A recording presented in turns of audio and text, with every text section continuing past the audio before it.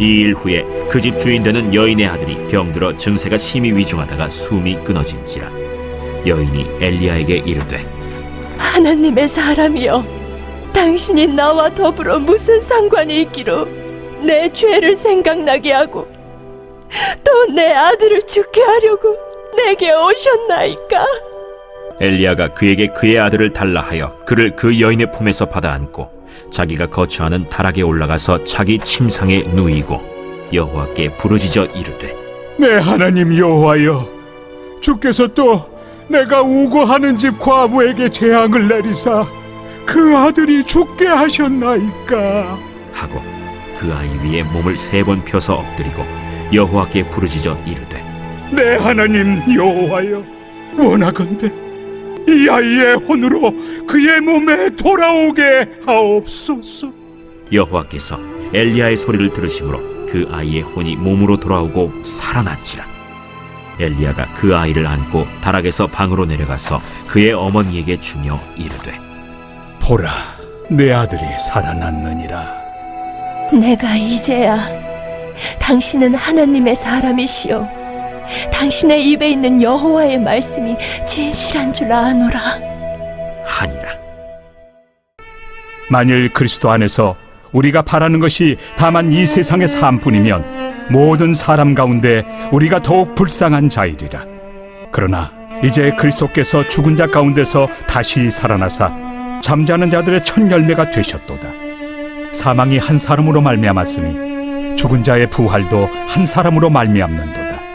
아담 안에서 모든 사람이 죽은 것 같이 그리스도 안에서 모든 사람이 삶을 얻으리라. 그러나 각각 자기 차례대로 되리니 먼저는 첫 열매인 그리스도요, 다음에는 그가 강림하실 때 그리스도에게 속한 자요, 그 후에는 마지막이니 그가 모든 통치와 모든 권세와 능력을 멸하시고 나라를 아버지 하나님께 바칠 때라. 그가 모든 원수를 그 발 아래 둘 때까지 반드시 왕 노릇하시리니 맨 나중에 멸망받을 원수는 사망이니라. 오늘 말씀은 불황 속에 경험하는 살아계신 하나님 3번째 순서입니다. 제목은 사람이 살아나다 하는 겁니다. 결론부터 말씀드리면은 하나님께서 우리에게 좋은 일뿐만 아니라 나쁜 일까지 모든 것을 주신 목적은 딱 한 가지입니다. 사람을 새롭게 하고 사람을 살리는 것, 요거입니다. 여러분의 인생에 있어서 내가 지금 인생길이 어디로 가고 있지? 이게 앞으로 어떻게 될 거지?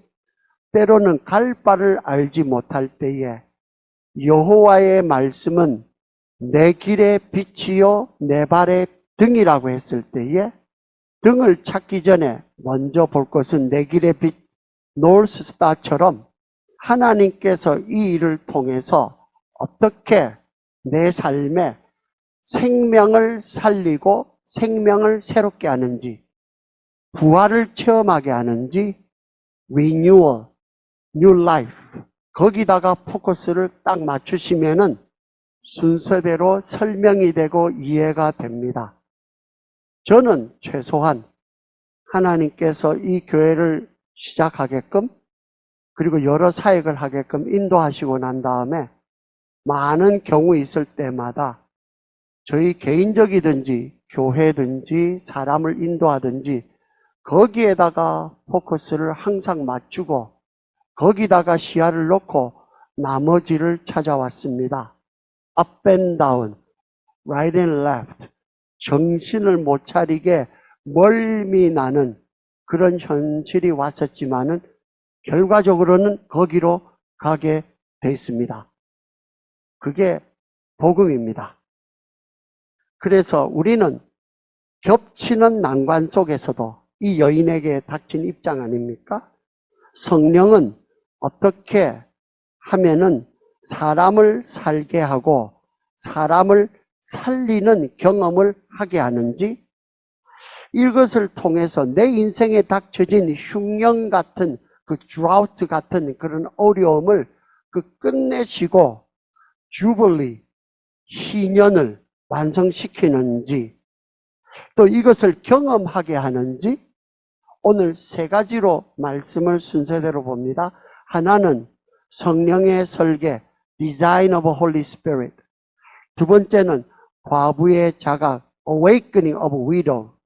세 번째는 엘리야의 기도, 기도하는 엘리야, Praying Elijah라는 요 순서로 말씀을 보겠습니다.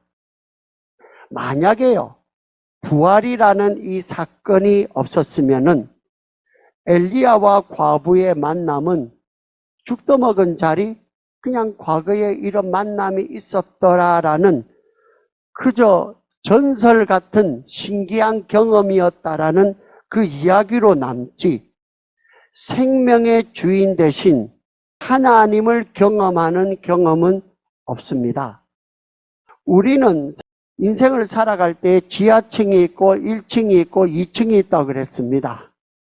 우리는 보통 1층의 리빙룸 같은 데서만 살고 눈에 보이는 세상 일만 쫓아가다가 끝나면은 지하층으로 6 feet under, 땅 아래로 묻히는 게 인생의 다가 아니라는 것을 성경은 끊임없이 알려주고 상기시켜주고 리마인드 시키는 그것이 성경과 성령이 하시는 일입니다. 그런데 그것을 할 때의 특징은 살아있는 예수를 통해서 실제로 계시는, 경험하는 영생, Eternal Life, 죽을 수 없는 생명을 맛보라고 하는 것, 그게 신앙생활의 초점입니다. 여러분, 이미 죽은 아이는요, 자꾸 죽는 일 외에는 할 수 있는 것이 아무것도 없습니다. 죽은 아이 탓을 하지 맙시다. 죽은 건 죽은 겁니다. 죽은 아이를 억지로 살리려고 할 필요도 없고요.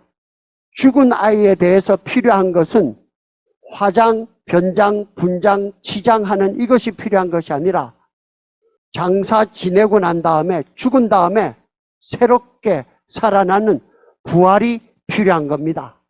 거기다가 포커스를 맞춰야 됩니다. 어차피 죽을 거면은 빨리 죽는 게 맞습니다. 아니면은 희망 고문이라고 합니다. 여러분, 말씀과 언약에 의지하는 기도로 하나님의 손에 맡깁시다. 예수께서도 십자가에 죽으실 때에 거기에서 더 생명을 오래 살게 하려고, 살아보려고 하지 않으셨습니다. 예수께서 사명이 다하고 난 다음에 주여 내 영혼을 아버지께 맡기나이다 하고 숨을 거두셨습니다. 기도하셨다는 말씀입니다. 여러분, 죽은 아이에게 할 수 있는 것이 아무것도 없다는 것을 과부가 깨달았을 때에 과부는 엘리야에게 쫓아갑니다. 그리고 엘리야는 여기 대해서 자기가 할 수 있는 것이 아무것도 없다는 것을 알기 때문에 엘리야는 하늘과 심정적으로 제일 맞닿아 있는 2층의 다락방으로, 오순절 성령 강림이 내리신 그 기도하는 다락방의 자리로 살아계신 하나님께 토로하기 위해서 만나러 올라갑니다. 여러분, 기도라는 것은 그냥 취미 활동으로, 수양으로 이렇게 하는 것이 아니라 사생 결단하고 거기 대해서 올라가는 그런 거룩한 자리입니다. 성소 안에 있어서도 제사 드리고 예배 드리고 막 하는 이 자리는 성막 안에 있는 밤마당입니다. 성소 밤마당이에요. 그 안에 들어가서 지금 말씀 공부하고 이렇게 쭉 하고 있는 이 자리가 성소입니다. 그런데 지성소 안에 주님과 나와 만나는 그 자리에 제일 가까이 가 있는 그곳이 떡상도 아니고요, 금초대도 아니고요, 그곳이 금향단입니다. 사생결단하고 주님 앞에 나를 내던지는 각오하지 않으면은 신앙생활에 주님과 체험하는 거 못합니다. 중보기도 얕보지 마십시오. 기도의 자리에서 하나님 앞에 기도하는 이 역사를 쉽게 가볍게 생각하지 마십시오.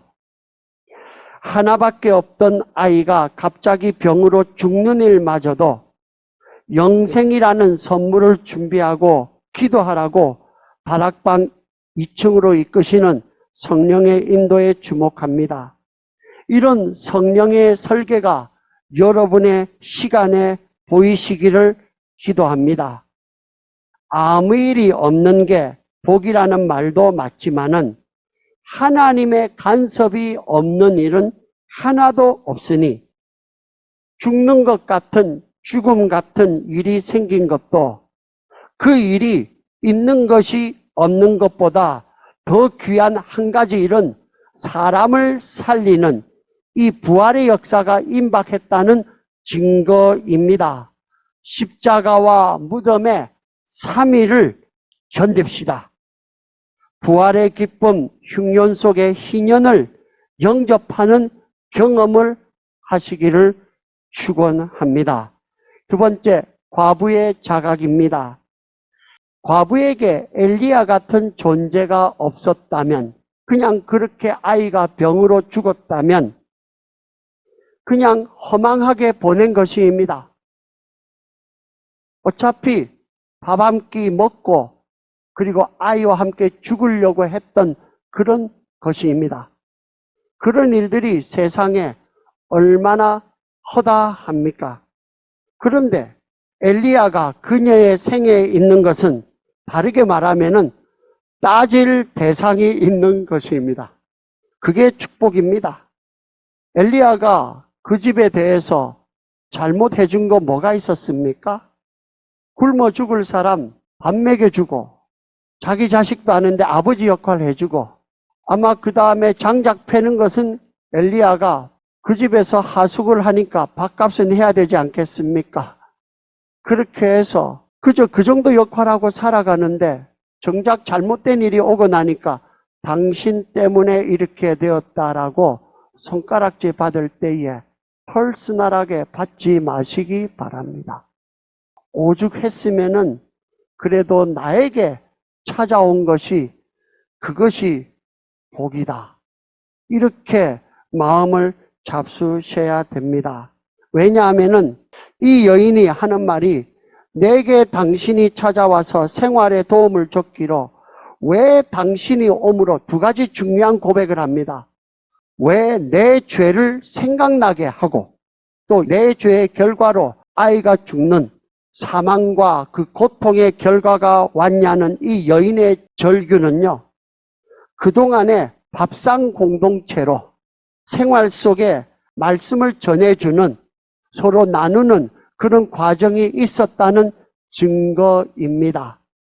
그러기에 한탄마저도 이런 불평 아닌 불평마저도 할 수 있다는 것이 축복입니다.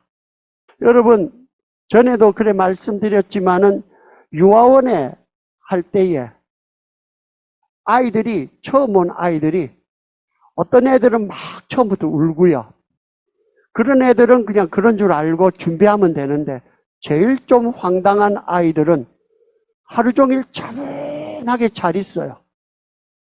잘 있고 정말 깔끔하게 잘 있고 참 이런 애가 없다 싶었는데 저녁에 정작 어머니 아버지보다도 보통 할머니나 할아버지가 데리러 왔을 때에 아이가 대성통곡을 합니다.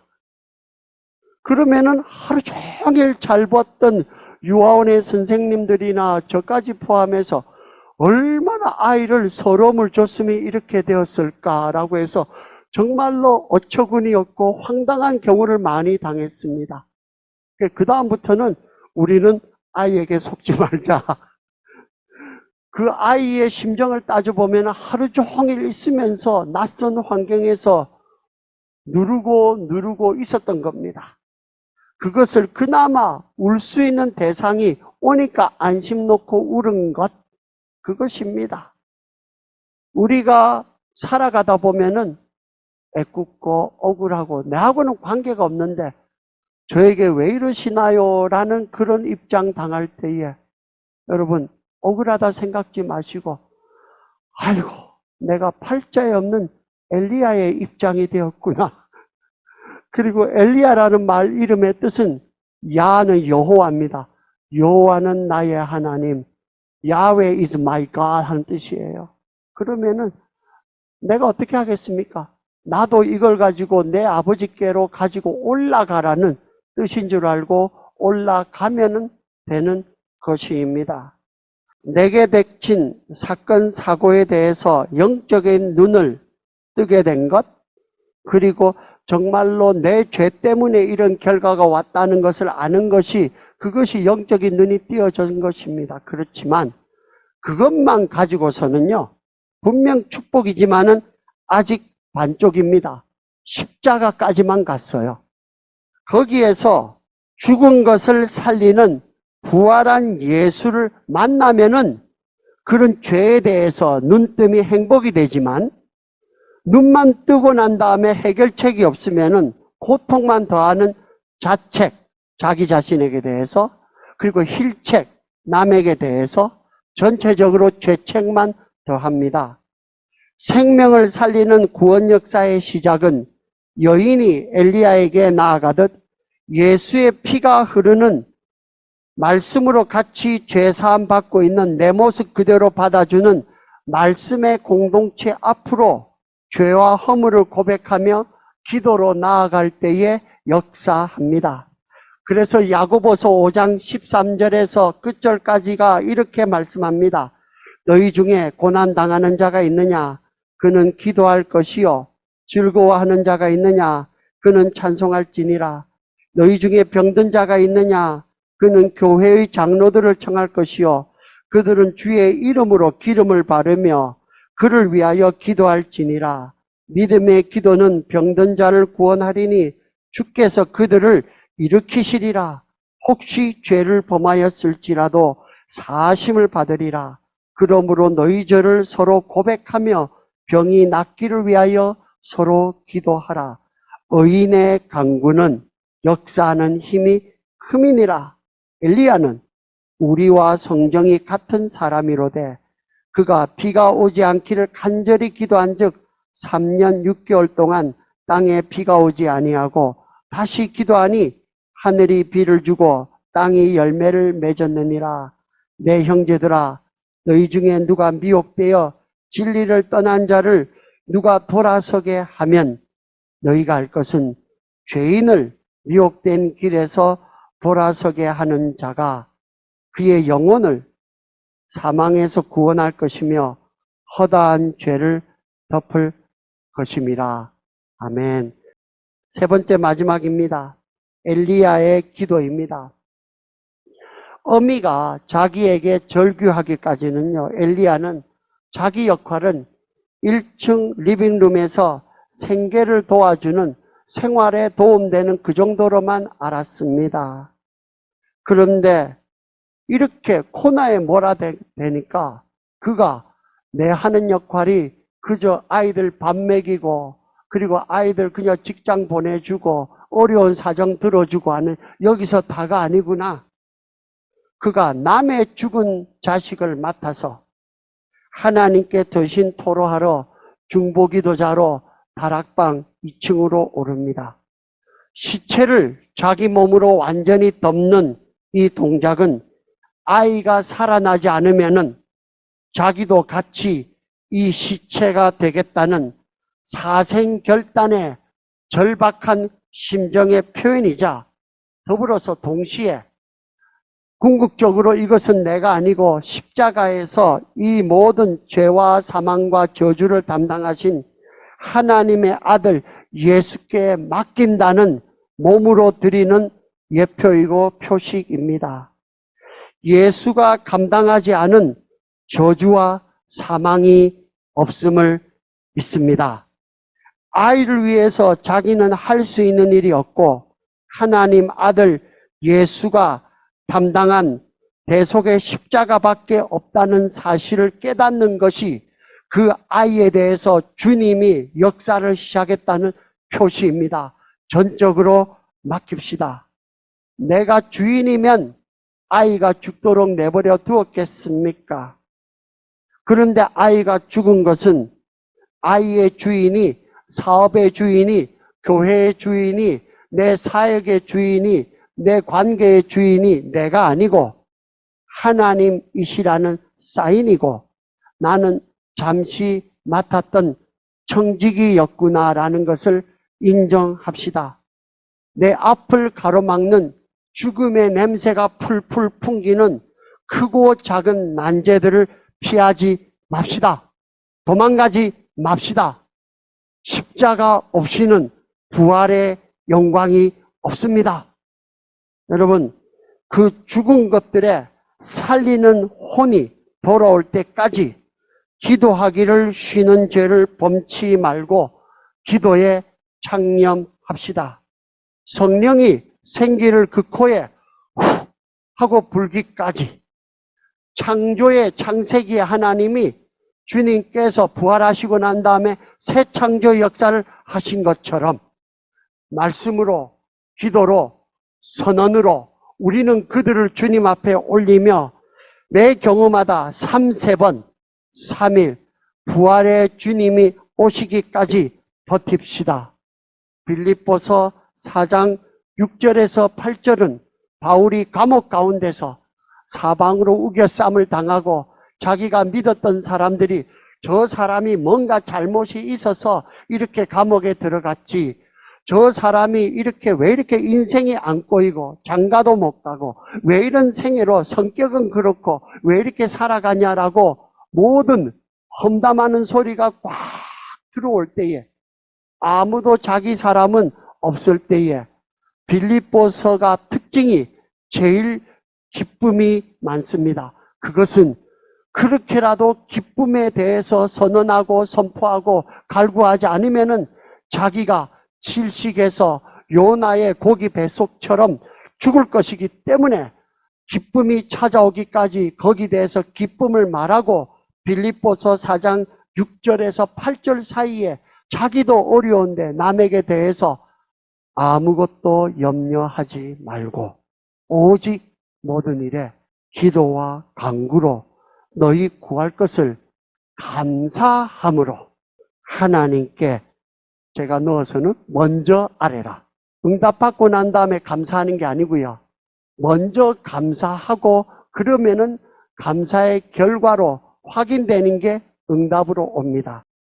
그리하면 모든 지각에 뛰어난 하나님의 평강이, 여러분 의사가 수술할 때에 신경부터 죽이지 않습니까? 안 그러면은 수술을 못해요. 하나님의 평강이 내가 있어서 필요하게 반응을 해서 필요할 것은 내 감각을 살리지만은 아닌 것들은 둔감하게 만드는 것, 그게 하나님의 은혜입니다. 내 모든 감각이, 이런저런 감각이, 기억들이 다 살려져 있으면은 못 삽니다. 그래서 그리하면 모든 지각에 뛰어난 하나님의 평강이, 하나님의 샬롬이, 하나님의 희년이, 하나님의 안식이 그리스도 예수 안에서, 그리스도 예수 안에서 너희 마음과 heart와 thinking, 생각을 지키시리라. 기도하겠습니다. 주님, 세상과 소식이 또 우리의 형편이 안팎으로 흉흉하고 불안하고 두렵기 짝이 없지만 3년이면은 흉년이 지나고 주의 희년, 예수의 부활의 역사가 시작할 것이니 아버지 하나님, 성정이 같은 엘리야에게 기도로 인도하신 주님, 그리 시냇가에서 까마귀가 주는 고깃밥을 먹고 기도하게 하시고 어색한 이방의 땅에 가서도 하나님의 뜻을 찾는 기도를 하게 하시고 그 집의 아이가 죽는 그런 환경을 닥쳐서도 기도하게 하시는 하나님, 우리의 흉년의 기간에 기도의 풍성한 열매를 저희들에게 허락하여 주시옵소서. 기도 외에는 이런 유는 나갈 자가 없다고 하였사오니 주여 저희들에게 기도의 문을 열어주시고 기도의 심령을 허락하여 주시고 기도의 자리를 허락하여 주시고 기도의 시간을 축복하여 주시옵소서. 예수님 이름으로 기도 올렸습니다. 아멘.